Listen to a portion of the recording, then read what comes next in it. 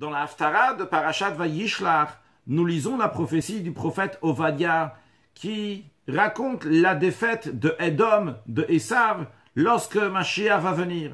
Et entre autres, il parle de Galut Hachel Hazeh, donc l'exil de ces gens-là, et il parle de Tsarfat, de la France, de ceux qui sont partis en exil de la France, que eux aussi donc vont hériter les villes d'Esav.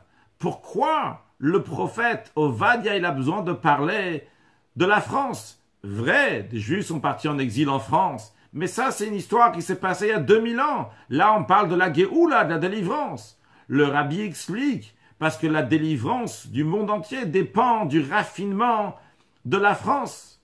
Voyons cela, à l'époque du Admour Hazaken, le premier rabbi de Chabad, il y a 220 ans de cela, il était contre la France, contre Napoléon, et il a prié, il a promis, il a juré à son fils que Napoléon allait perdre la guerre, parce que Napoléon c'était une idéologie, c'est ma force, il n'y a pas besoin de Dieu, on doit compter sur soi-même.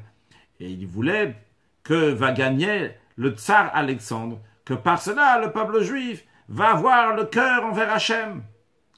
Par contre, le rabbi nous dit, de nos jours, les choses ont changé. Grâce à la force du rabbi, la France est devenue un endroit dans lequel il y a des établissements de Torah, des établissements de mitzvot, et de la France même jaillit de la Torah et mitzvot.